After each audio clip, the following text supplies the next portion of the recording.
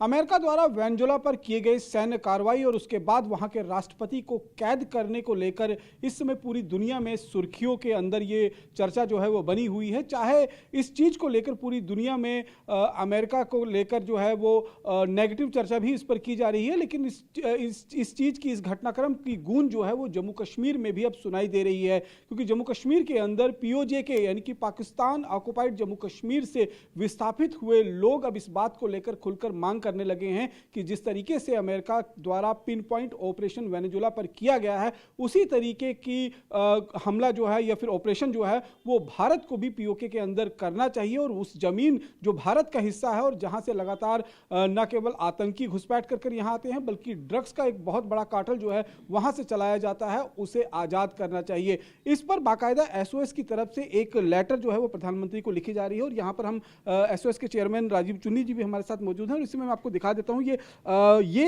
नक्शा है जम्मू कश्मीर का और ये जो आप हिस्सा देख रहे हैं, बड़ा हिस्सा जो है ये इस समय पाकिस्तान के कब्जे वाले कश्मीर में है, जो यहां अखनूर से लेकर और ऊपर द्रास तक का जो पूरा इलाका है इस पे पाकिस्तान का नाजायज कब्जा है और इन्हीं कब्जों के अंदर ड्रग्स कार्टेल भी चलाए जाते हैं और साथ साथ में मौत की फैक्ट्री, जिसमें हम ये कह सकते हैं कि आतंकी शिविर जो हैं वो चलाए जा रहे हैं। किस तरीके की कार्रवाई करने की मांग कर रहे हैं, इस पर बातचीत करने के लिए राजीव चुन्नी जी हैं जो एसओएस के चेयरमैन हैं। सर, जिस तरीके से अमेरिका ने हमला किया अपने राष्ट्र हित को सबसे प्रथम रखते हुए, आपकी क्या मांग है, किस तरीके की कार्रवाई जो है वो पीओके पर होनी चाहिए?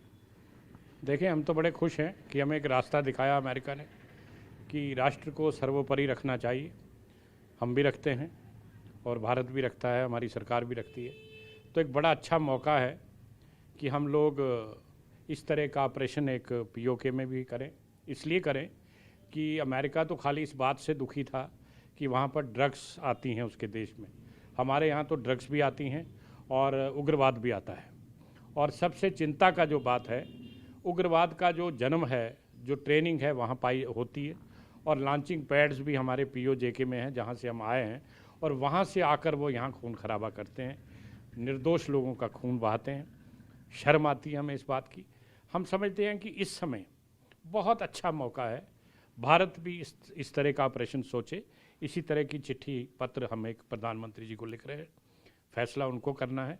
लेकिन हम ये ज़रूर कहेंगे कि आज कोई ज़्यादा जवाब देने की ज़रूरत नहीं पड़ेगी देश और दुनिया को, क्योंकि अगर अमेरिका ने ये बात कही है कि मेरे यहाँ ड्रग्स आती थी तो मुझे अधिकार है उस देश पर हमला करने का या उस राष्ट्रपति को उठा के लाने का, तो हमें भी इस बात का अधिकार है कि जो इलाका मेरा है, जिसको गलत तरीके से हथियाया हुआ है पाकिस्तान ने, और उस पर वहाँ से ड्रग्स आएँ और वहाँ मिलिटेंट्स जो हैं वो अपनी ट्रेनिंग पाएँ और यहाँ आकर हमारे भारतीयों का खून खराबा करें, हमें अधिकार है कि हम उस पर हमला करें। और सबसे बड़ी बात यह है, इसके अतिरिक्त यहाँ पर और भी कई कारण हैं। कारण क्या है कि हमारे लोग बीते 78 वर्षों से हम लोग विस्थापन में हैं और ये कहा गया है कि इलाका खाली कराएंगे, आप लोगों को आपके घरों में वापस भेजेंगे, लेकिन हम नहीं जा पाए। हमारी 3 पीढ़ियाँ इसी धरती पर जो हैं अपना प्राण छोड़कर चली गई। हम चौथी पीढ़ी इंतज़ार कर रहे हैं कि कब इंसाफ मिलेगा। मैं समझता हूँ कि अब वो घड़ी आ गई है, हमें वो काम करना चाहिए। हमें उनके शिविर भी ध्वस्त हो जाएंगे जब हमारे इलाका हमारे पास आएगा, वहाँ से ड्रग्स आनी भी बंद हो जाएंगी। और सबसे बड़ी बात यह है, मेरी जो चल अचल संपत्तियाँ वहाँ पड़ी हैं, क्योंकि कई बुज़ुर्गों के, हमारे लोगों के खून बहाए गए, उनको मारा गया, उनके धर्म परिवर्तन किए गए और उनको वहाँ से खदेड़ दिया गया जो लोग वहाँ धर्म अपना नहीं बदलना चाहते थे। तो मैं समझता हूँ कि इतना बड़ा जेनोसाइड हुआ, हमारी रेस ख़त्म कर दी गई और जो लोग वहाँ बच के रह गए उनको भी आज उनका बुरा हाल है। उनके संसाधनों का इस्तेमाल पाकिस्तान करता है लेकिन उसका फ़ायदा उन लोगों को नहीं मिलता। वो लोग बैगर्स की तरह ज़िंदगी अपनी जी रहे हैं। वहाँ कोई सड़कों का इंफ्रास्ट्रक्चर नहीं है, कोई कॉलेज नहीं है, कोई यूनिवर्सिटीज़ नहीं है, कोई पढ़ाई के साधन नहीं है। वो एक तरह से मैं समझता हूँ कि दबा कुचला समाज है, मेरा समाज है, हिंदुस्तान के लोग हैं। वो इलाका पाकिस्तान के नाजायज़ कब्ज़े में है। तो बड़ा अच्छा मौका है, हम एक ऑपरेशन चलाएँ। वो किस तरह से चलेगा, कौन चलाएगा, कौन सा समय होगा, ये भारत सरकार तय करेगी। लेकिन हम एक नागरिक के नाते और वहाँ के विस्थापित और वहाँ के नागरिक होने के नाते हम ये ज़रूर कहेंगे कि उस इलाके को अब भारत से जोड़ने का समय आ गया है।